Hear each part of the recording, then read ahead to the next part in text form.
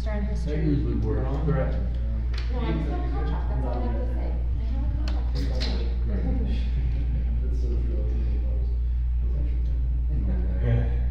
Isn't that a cool looking ribbon?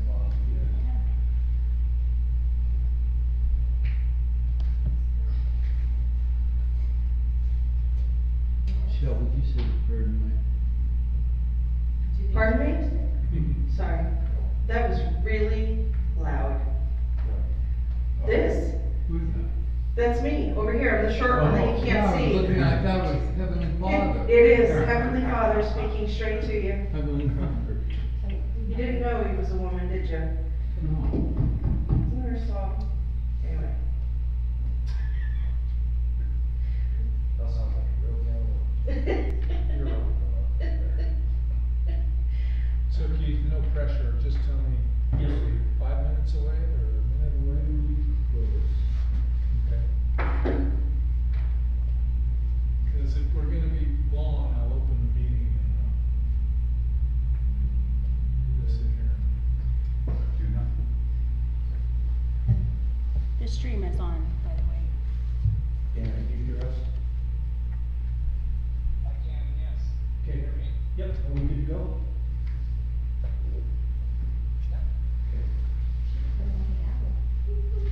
He's supposed to. You'll, He's on, I just can't figure out how to get over those speakers. you might have to put your mic down by the thing or it's not gonna pick up anything he says. So you should be able to select the microphone and the speakers, the owl free, Okay. and then it comes through the owl, and everybody should be able to hear it. Everybody is sitting at the table there.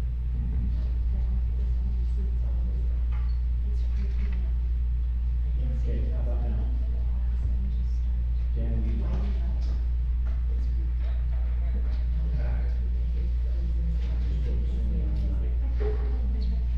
Oop, I heard chirp.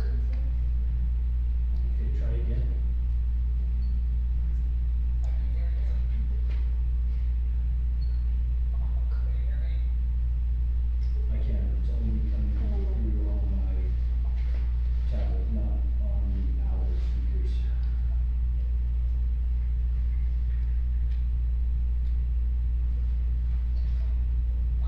So those two owls go together. Yep. Oh, now you can hear me. No, I've been able to hear you, but again, it's just coming through on my tablet speakers, not through on the owl speakers. Weird. Just playing with the settings, you might have to do a software update since it's talking to the two owls together. Seems like the first time a new computer is connected to dual owls simultaneously, there's a few hiccups until it figures it out and then it works flawless. Do I just reset my tablet? Is that what you're saying? Yeah, seriously, that's what, we just did this yesterday, we had a brand new computer hooked to those two. Yeah. All right, we're gonna start, and Keith, if you wanna keep messing with that. Okay. Calling to order this meeting of Parowan City Planning and Zoning Commission for September 4th. This is a public hearing to receive comments regarding proposed additions to noticing code in Title 15, Section 2 and 18.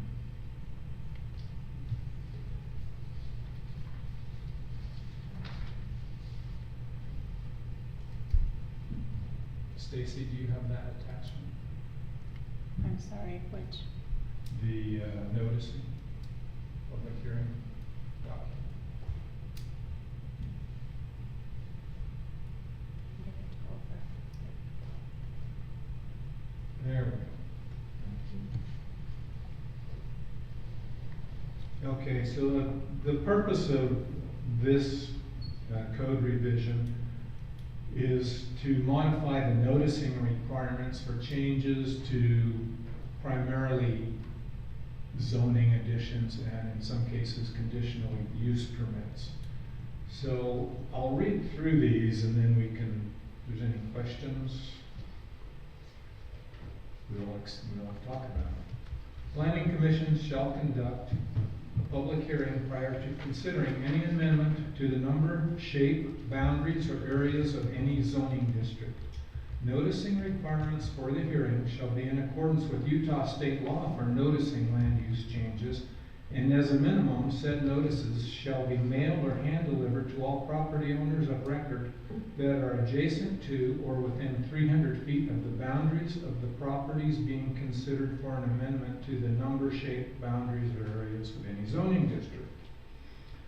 The written notification shall describe the location and nature of the proposed revision. It shall inform neighboring property owners of the opportunity to comment upon the application in a meeting of the Planning Commission. The time and date and place of the meeting at which the application will be considered shall be noted. Notification may be accomplished in person or by mail with the use of self-addressed stamped envelopes. Notification shall be accomplished at the applicant's expense. So basically, we're saying here, anytime there's a change to the shape of a zoning district or a rezone, that anybody within 300 feet of the property boundary of the property being rezoned will be notified. And 15.02.156, for the Historical Preservation Overlay District, the noticing requirements are as follows. In addition to the noticing requirements for any amendment to land use code or to the number, shape, boundaries of any areas of any zoning district, the Planning Commission shall conduct a public hearing prior to considering any amendment to land use code that is applicable only to properties within the Historical Preservation Overlay Zoning District. Noticing requirements for the hearing shall be in accordance with Utah state law for noticing land use changes, and as a minimum, said notices shall be mailed or hand-delivered to all property owners of record that are within the Historic Preservation Overlay Zoning District. And lastly, notification of neighboring property owners in Title 15.18.055. Planning Commission shall conduct a public hearing prior to considering a conditional use permit. Noticing requirements for the hearing shall be in accordance with Utah state law for noticing land use changes, and as a minimum, said notices shall be mailed or hand-delivered to all property owners of record adjacent to or within 300 feet of the boundaries of the property being considered for a conditional use permit. The written notification shall describe the location and nature of the proposed conditional use permit. It must inform property owners of the opportunity to comment upon the application in a meeting of the Planning Commission. The time, date, and place of the meeting at which the application will be considered shall be noted. Notification may be accomplished in person or by mail with the use of self-addressed stamped envelopes. Notification shall be accomplished at the applicant's expense. And that is the three changes for this particular issue. Any comments? Linda?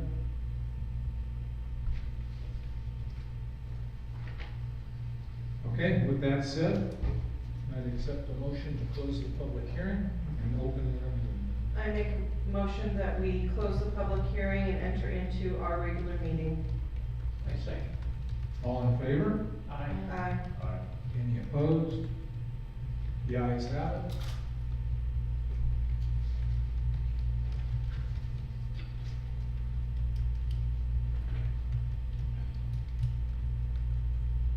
Okay, are there any conflicts of interest from anybody on the commission? No. Any items on the agenda?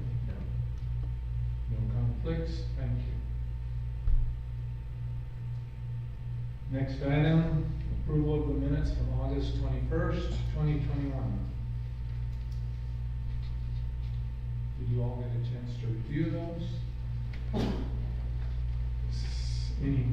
Any comments? Yeah, I have a couple that I would like to capture. So in the document that I have,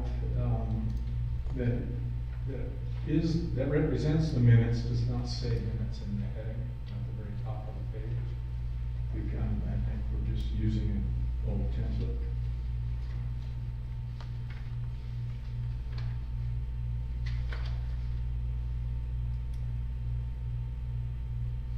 back on page 2.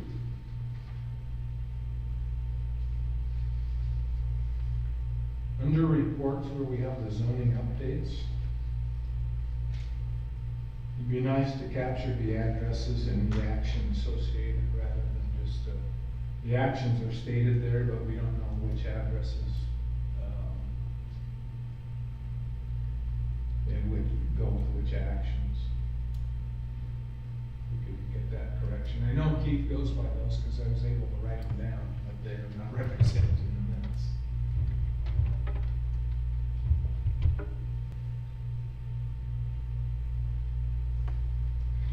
So we just need like the action, the type of permit, and the address. Good shape.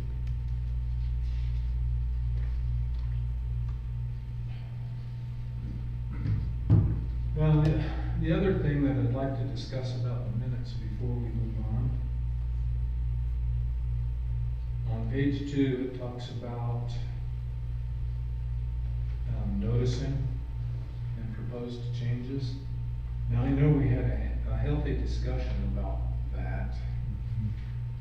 And the minutes say it was suggested that proof of notice should suffice and the need for sworn certificates from the proponent was raised. Now, what I recall about that is after we discussed it, we realized that the activity in the city office, when they come in, they have to do something to get addresses and supply self-addressed stamped envelopes, and those are mailed out by the city. And so we didn't do that, and I didn't add any language for that. And I guess I'm asking for a clarification because the minutes are contrary to what I included. I don't know if we need to go back and have the minutes checked and address this. I think the way that it happened is I raised the issue for sworn certificates, and it was just explained to me the procedures used by the city. And so I withdrew my request that we have sworn statements. We probably should reflect that, In the minutes. that what the city is gonna do in the minutes. So can we capture, do we need I guess, what we need on that proposed changes on that second bullet where it was suggested the proof of notice should suffice? We need a much deeper discussion on that particular one, specifically the comments about how the city handles that in the office.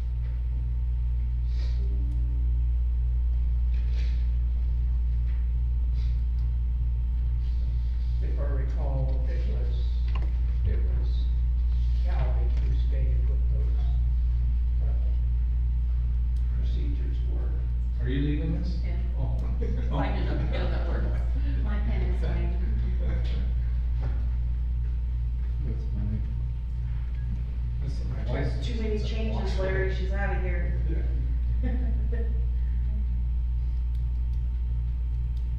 So my thoughts on that is that we don't approve these minutes. And we wait till, we'll look at them again next time. And in a good way, I guess, but I'm not real excited about it.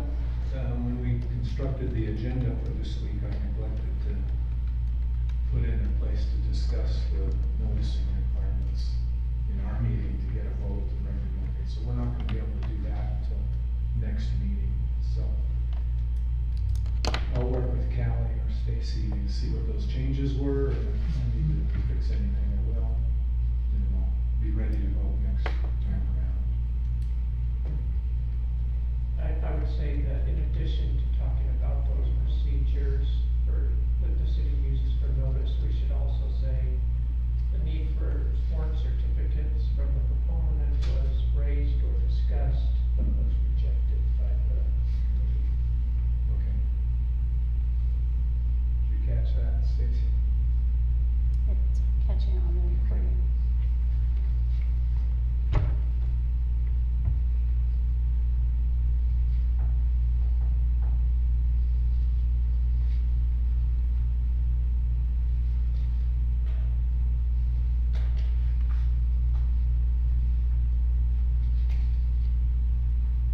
good, so we'll move on, we won't vote on the minutes.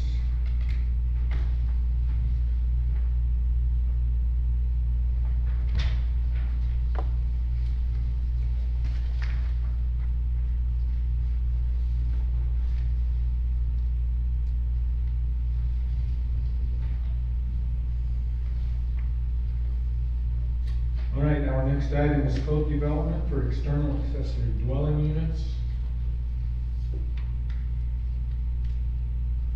So we have two handouts, and these were sent out earlier in the day, but not a whole lot earlier, so I understand. You didn't get a chance to look at that. So I've incorporated all the changes, and I considered this document at this point representative of everything we've agreed upon up until now.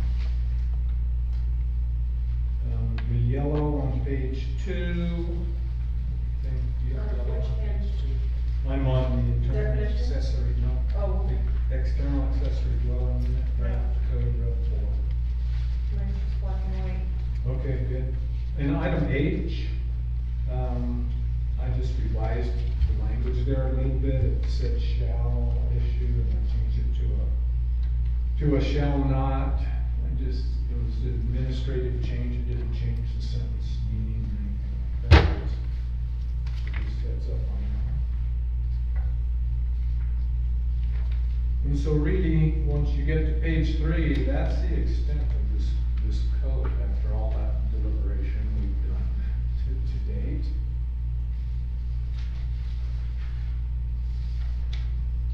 And so I would say it like this: if we have questions about things that we need to discuss tonight that you take exception to or not clear on, let's do that.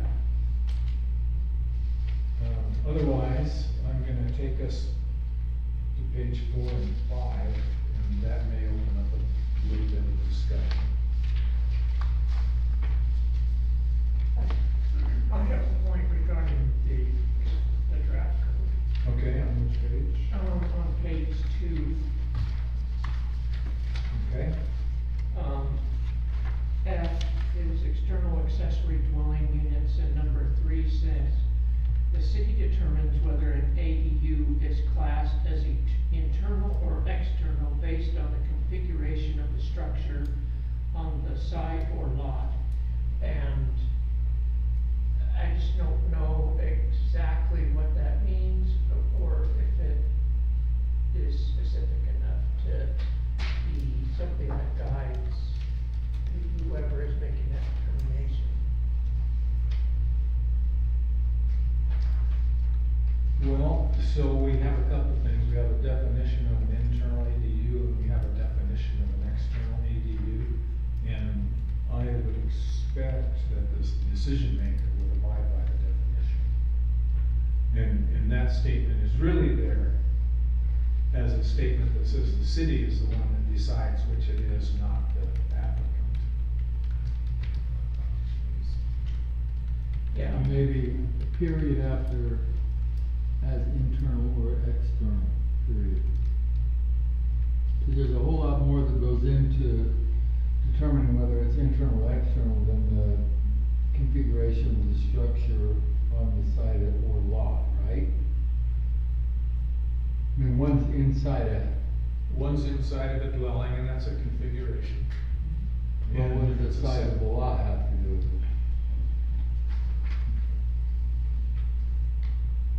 Well, the structures are on the lot.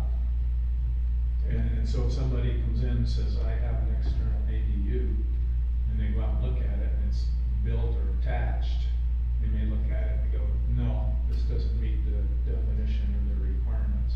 That wouldn't be relevant to whether it's internal or external. That's right, that's the only decision that's made in So number it'd be 3. an external, we would have lot size issues, but if you already have an existing structure and you qualify for an internal ADU, the lot size would be irrelevant, right?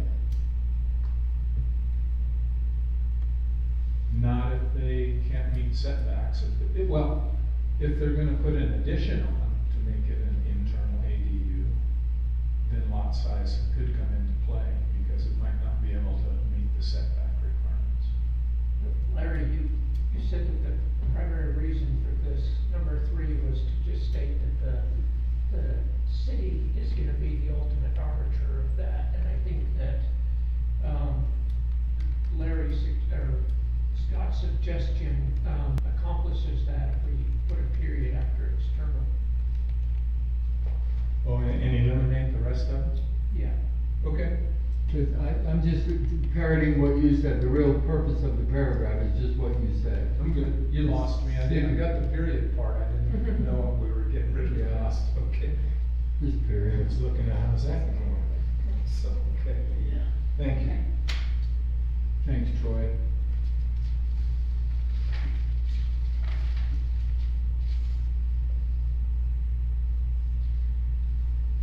Any other comments on the actual language?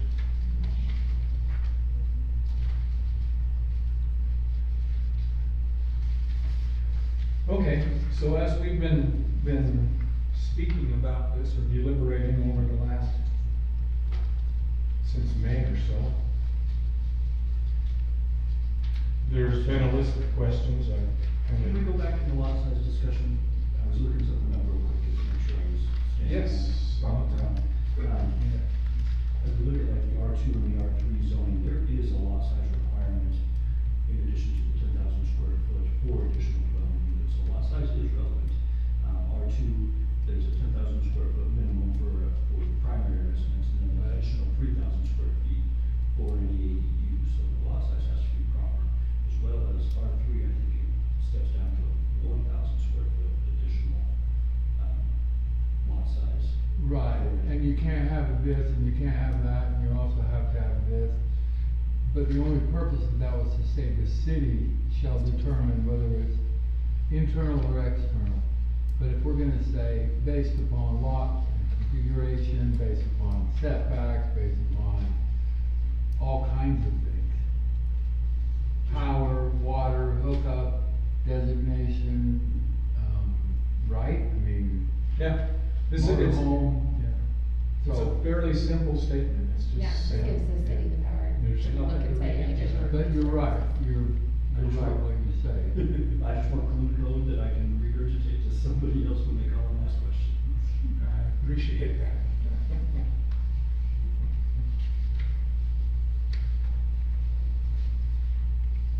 Okay, I'm taking us to page 4.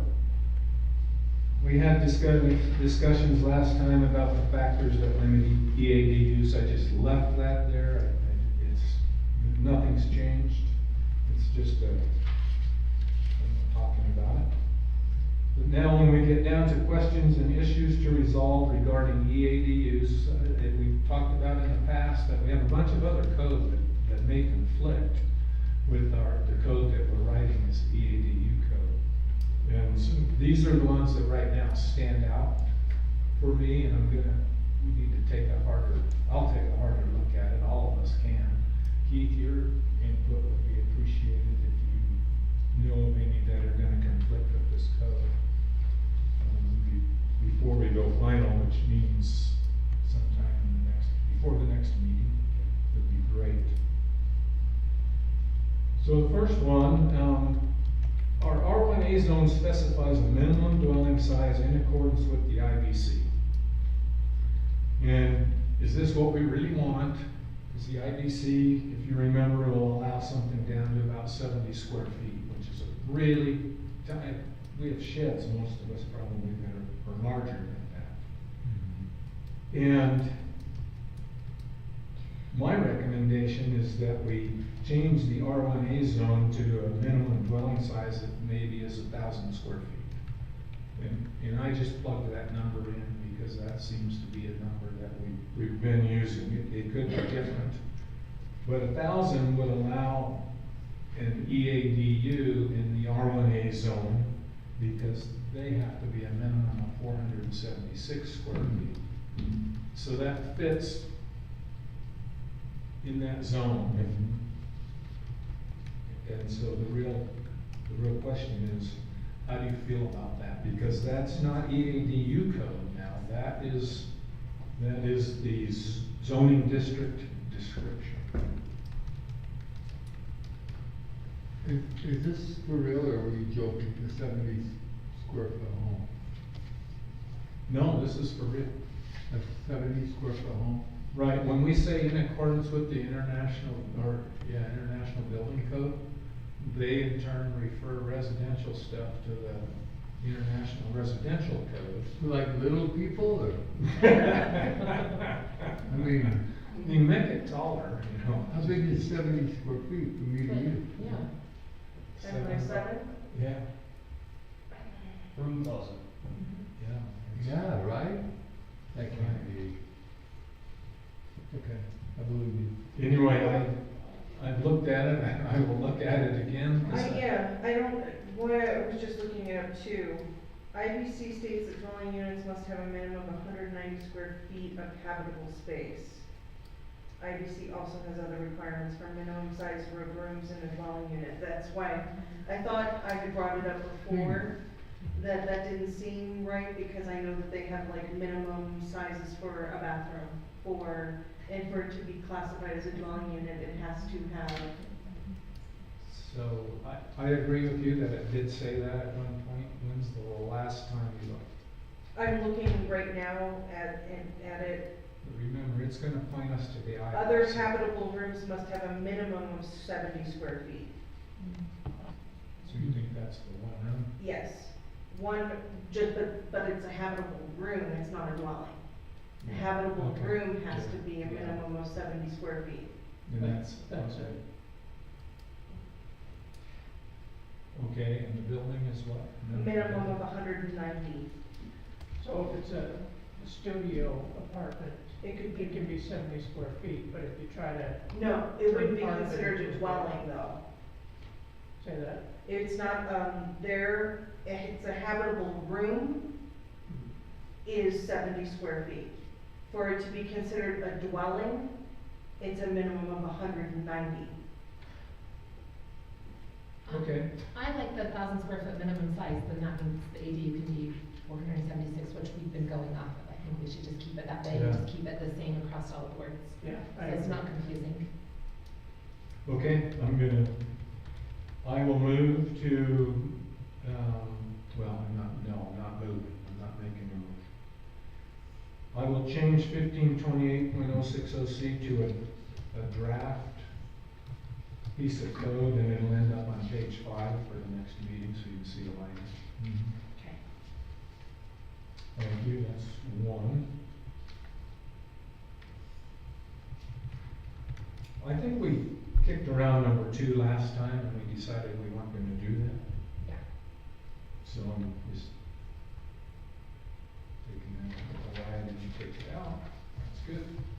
We're, okay.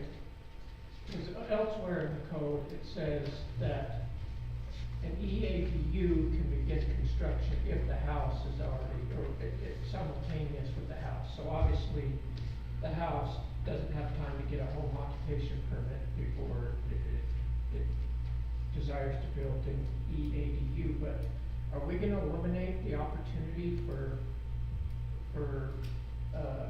neighbors to ask that there not be an EADU built on the property?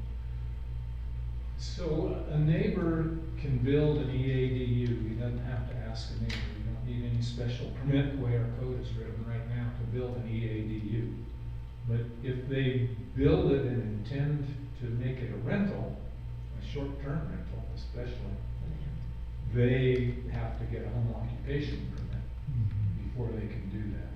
So the neighbors can say, no, we don't want a rental, but they are not gonna be able to say we don't want an EADU. Just to clarify that I'm understanding you, do you need a home occupation only for short-term rentals? No, you need Stacy knows the answer to this, you need a business license as well.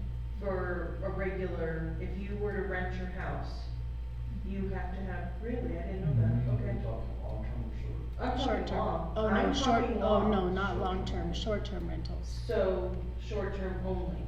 you need a home occupation. Right. Okay, the way you were saying it, I thought you were saying for both short and long term, you need home occupation, so. Sorry for that. That's okay.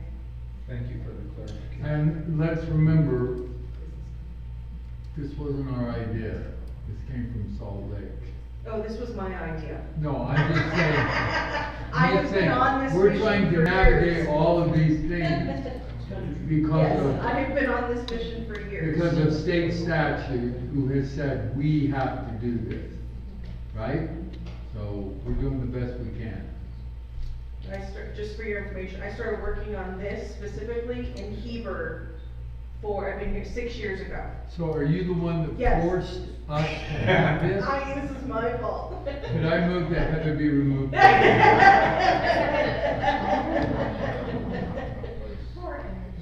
I'm gonna move us along here, so. I think you can all read these. Stacy, could you put that up on the screen, the draft paragraph 4? Draft 4. That was one of the attachments, the EADU draft code. Let's see if this. I think he said it was sent out today, if that helps you I find don't, it. is this the one? There you go. And take us to page 5. There we go. Okay. So in the last meeting, we agreed that we were going to allow EADUs in pretty much every zone except industrial.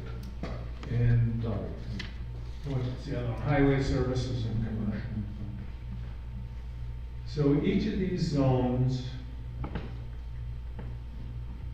needs to be modified. The R1A we just talked about. So simplistically, what happens is in the zoning district description, where it talks about permitted uses, we will add the language that's here. Now, these are a little bit long. We could accomplish the same thing by simply saying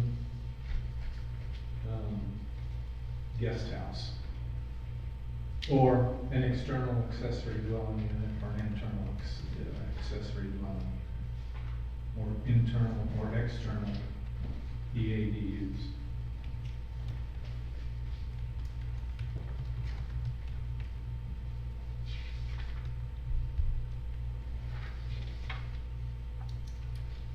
So if you'll notice let's just go to R1 so there's no confusion. One family dwelling is allowed in the following accessory buildings and structures. And then it says guest house, subject to the setbacks of a one-family dwelling. We wouldn't have to say that anymore, because in the EADU code, we already hammered setbacks pretty well. So I think I'm gonna just take that out unless somebody knows, keep that, how you feel about that.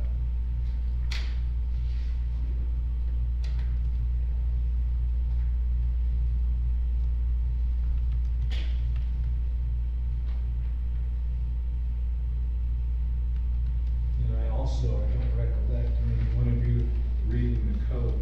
So the last sentence says that duplexes or twin homes are located on the property, ADUs are not allowed. And I don't remember off the top of my head if we captured that in the earlier code or not. Because we could just put it in there and we only have to say it once. Sorry, I'm stuck at the guest house. Okay?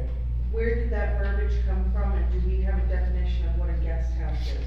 So you have the page of definitions? Yeah, and I didn't see it on here. Let's take a look.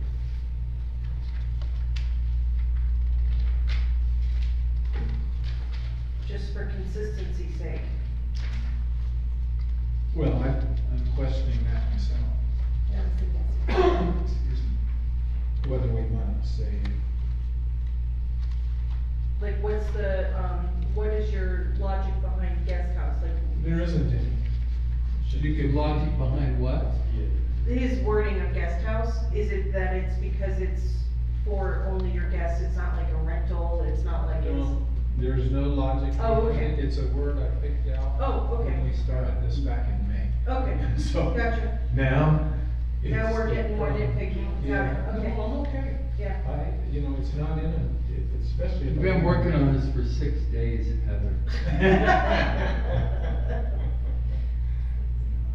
Carriage house to see the accessory use. Makes sense. You have all of those, right? Duplex, Cause R1A, we are permitting, or we are not permitting external ADUs? We are permitting it Okay. to meet the requirements. Right, The challenge right. is that if they build a little tiny home on there, like a 190 square foot house, or actually, we're not allowing that in. If they build a 1,000 square foot home, per minimum, then they could build a 500 square foot EAD, Okay, actually, it's in any of these. so should it be, Like casita or habitable, we have a definition of habitable structure, what A is that? habitable structure is apartments, condominiums, hotels, motels. Oh, okay, But casita, I think, would work for that. Well, I could just plug in the words E, accessory dwelling. Oh, yeah, yeah, okay, why don't we just do that? And call it what it is. yeah.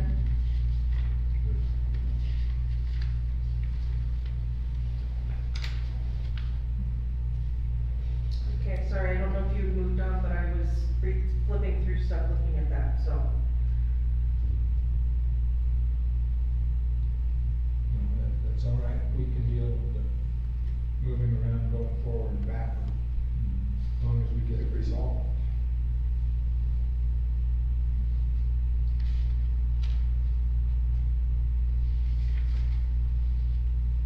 Yeah, that goes to that.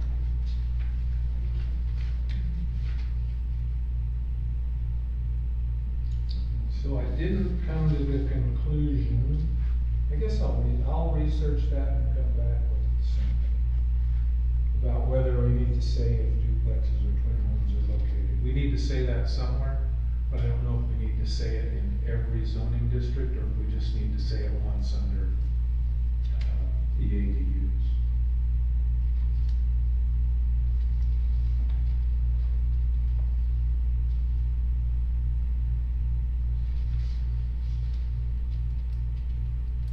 Stacy, can you? Once, applicable to all zones, right? What's that? You would only need to say it once, wouldn't you? Right, if we put it in. Applicable to all zones, like. Right now, we have a zoning description for every zone, we would, Yeah, we could okay. plug it in there, but if we put it in under the ADU code, we only have to say it once. Right.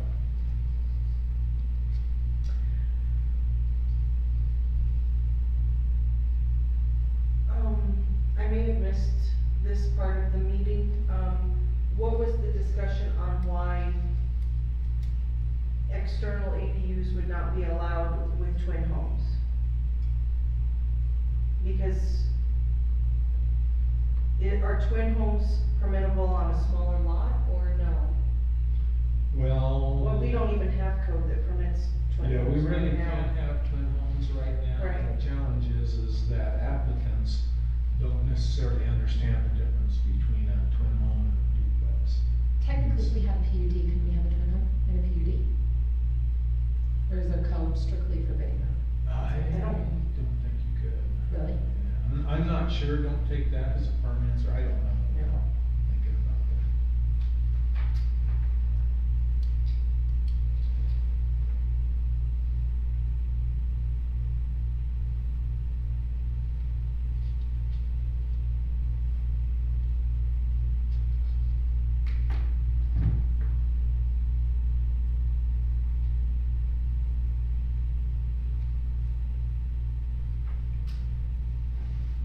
Cause I guess, cause it's saying, or multiple family dwellings are located on the property, whereas with twin homes, they're built on the property line.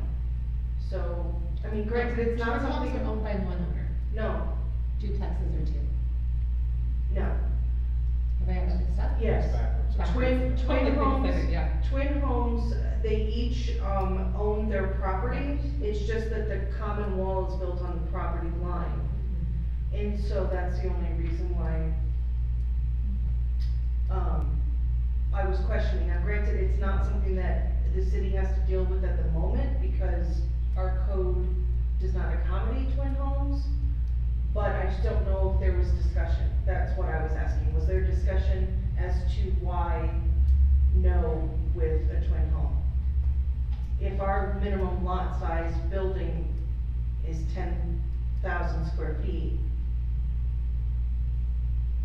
and they're just built all the way on the edge of the property, they have that additional, per se, even more land because their house isn't centered on the property, as to if there was a discussion. I don't know if I missed that. And it's again, something that doesn't have to necessarily be defined today because we, as a city, don't permit them as it is. I think Well- we just talked about twin homes and typically they're built on smaller lots and properties, like that. I think Yeah. that was the decision. Yeah, we do allow duplexes though. Yes, we do. So in And I get R1, that. in R1, we would not allow that, right? You're in Yeah. residential that says one home, if somehow it got, you know, grandfathered in with a duplex or a twin home located on it, you wouldn't wanna also add an ADU to that mix, is how I feel about it. We can talk about that in R2, because again, in R2, right now, our minimum lot size, correct me Keith if I'm wrong, is 10,000 square feet. R2? Yeah. That's correct. So that's a quarter acre lot. And it may just be that it's something that we discuss if we ever work on twin home code. That then we are like, okay, at that point, we need to, are we going to permit EADUs with that or not, or, you know. Okay. Well, I just didn't know, I was just curious if there was discussion, and if there was, what thought process was behind it. I think, and I don't remember the discussion, some of you would have to come through the minutes. to Yeah. Figure that out at this point.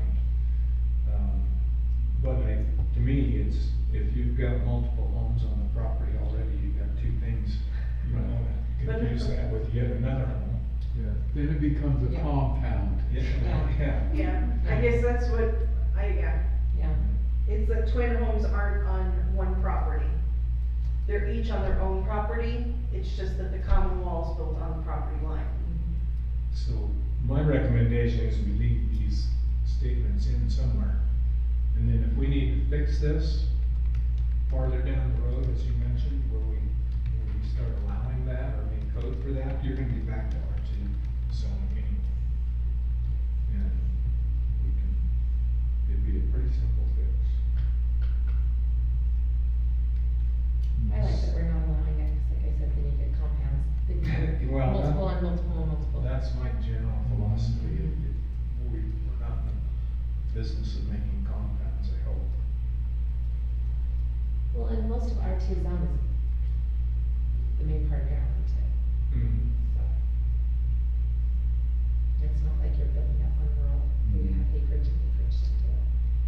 So there's a statement that so R3, in the R3 zone where it's yellow there, that's a new one because we weren't gonna allow that or haven't talked about allowing it, and we decided we would. And so really the last sentence there, I wanna make sure we all understand that. It says if a lot zone R3 contains an existing IADU,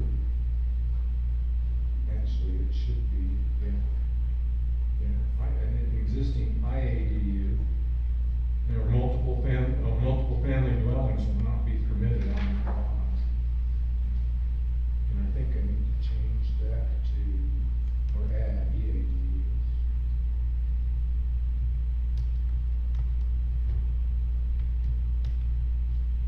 So that basically says if somebody has got I don't know, say a home or something, and they've got an ADU on the lot, and then they decide they have an R3 lot, then they wanna demolish the home or expand it to make it a condo or a fourplex or something like that, and we're not gonna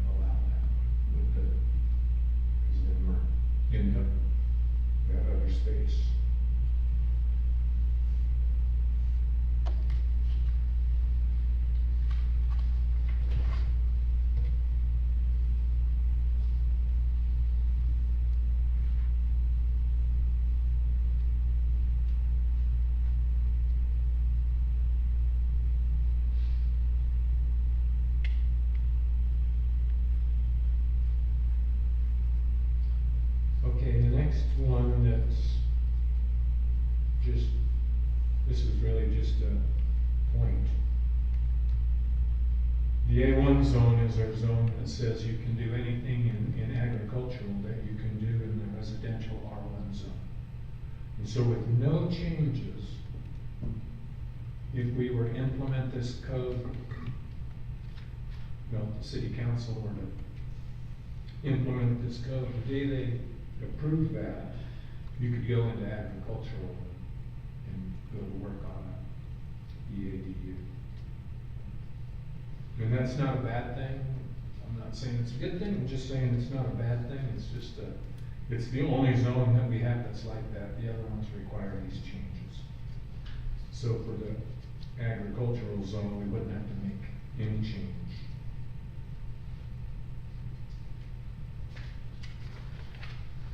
And then the big conflict that we have, in my opinion, the big conflict, is in our 1528.020D, which is the R1A zone.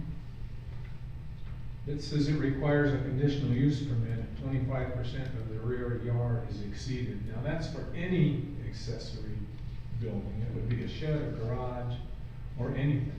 And it states that right in the zoning description. So the zoning district description says that. However, in 15.8.100, it says no building or group of buildings may cover more than 25% of the rear yard. Now that one, the second one, 15.08.100, applies to every lot in town, and it would be my recommendation that we delete the first one, 15.28.020D, because we've already discussed we didn't really want to get into conditional use permits for EADUs. Yep. I think that sounds good. 1508 also requires conditional use. Huh? 1508 Well, okay, well, that would be okay then. I mean, but I don't know, we don't need to say it twice. I think it's smart. Okay.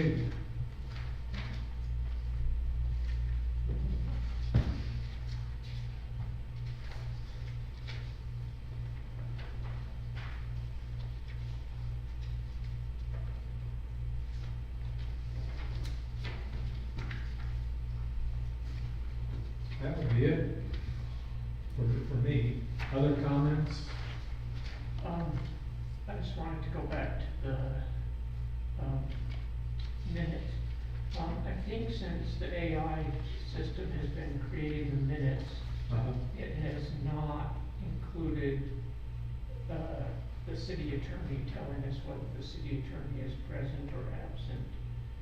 So, Is doesn't anyone matter if that's there? the case for the AI, but for these last minutes, city attorney was here for most of the meeting, so I think he should be listed as present. Yeah, you're right. Good catch. I was here. I gave him a hard time, but You- you really did. He was already, oh, yeah.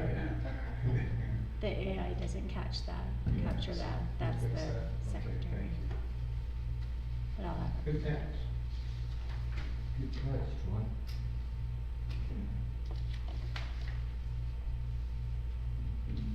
I'm gonna start sending you like the agenda. Well, I'm thinking if he's even been included on city council ones. So I'll have to pay attention the next time and see if that's noted. Okay. Well, so it shows Dave Burton is there on that one, on the last one. I'm talking No, about she's city the council. council. Oh, I oh. wonder Oh, if he's being left off of those. Minutes as well. If the AI software took him off of this one, it might have taken him off. flying under the radar, how about that? The AI doesn't it'll record it and it'll bring speakers like numbers up and you put those in, but as far as who's here and who says what, we have to manually go in and make those adjustments on those minutes. So it's just it generates it, but then we make corrections or additions to it, which would include who is present. So, Okay. anyway, So your job's we'll make not sure you're on there. Right.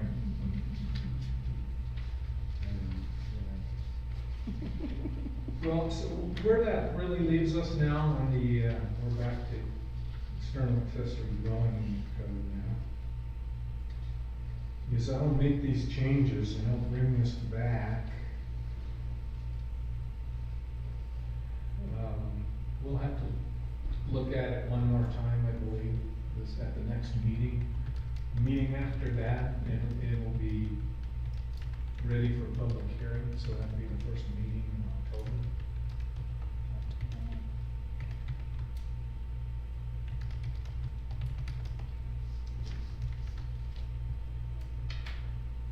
Now I want to just thank everybody for all their hard work and patience and participation on getting this hammered out, because there really was a lot to it. Now I brought the handouts for the definitions. We have hammered through all of these. They've all been approved to be recommended to the council.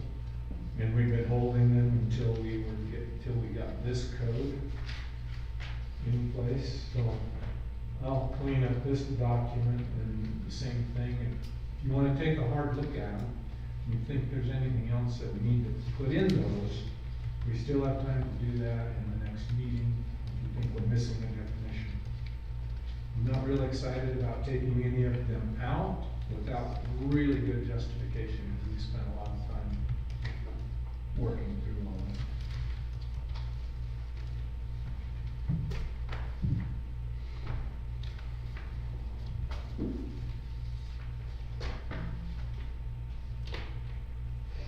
Well, that leaves us, that takes us to the zoning update. It's on the screen. I have no update this week. No update, okay, thank you, Keith, that was quick. And then reports. Rochelle? Katie?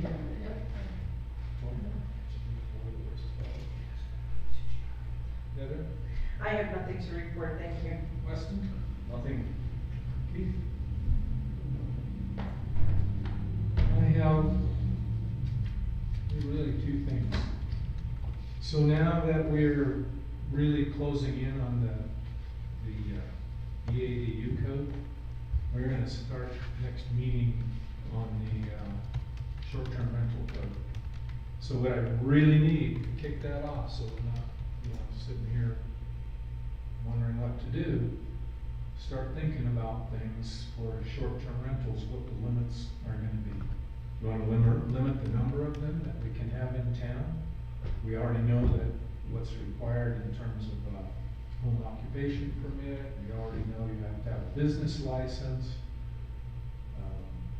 Anything else that we might need that you know about, would be helpful if you send me a note or something. Anyway, things like that, then we'll figure out how to implement it.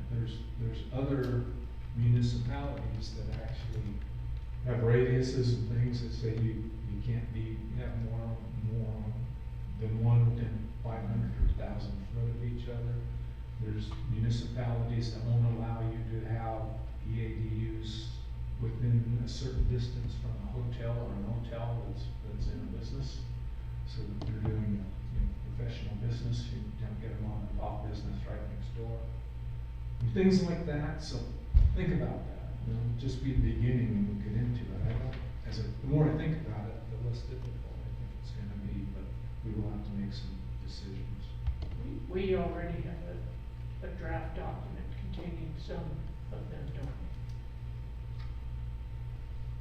I'll look, but I don't know, because we've parked that now for 4 or 5 months, so.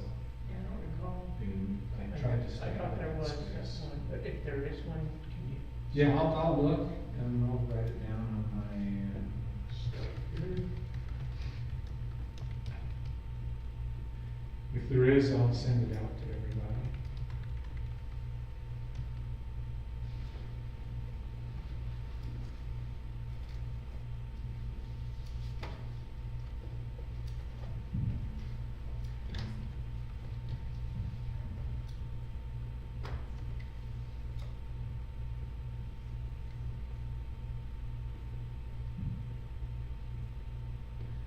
Okay.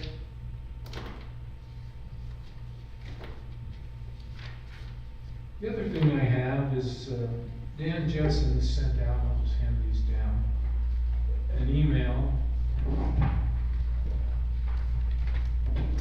that sent me down to Scott.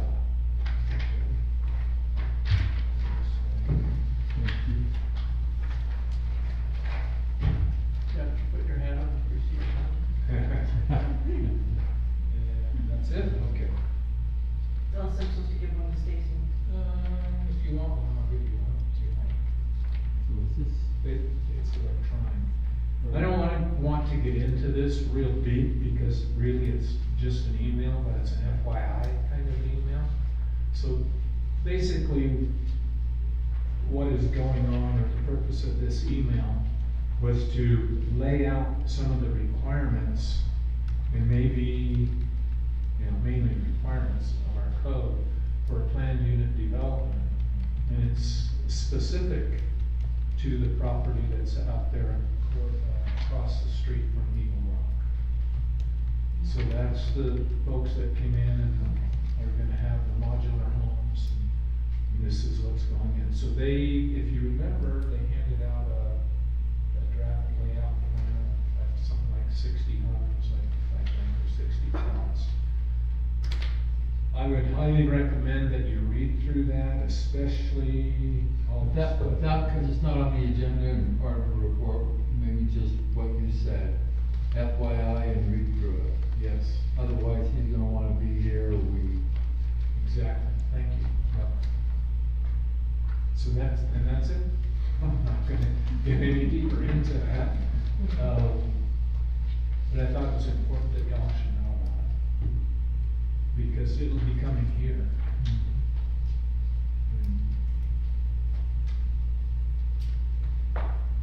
Okay, at that point, there is one more motion to make. I make a motion that we adjourn. A second. All in favor? Aye. Any opposed? We are adjourned. Like, that's an hour. Wow. Actually, it's 55 minutes. Awesome. Larry, Crew. give it a round of applause.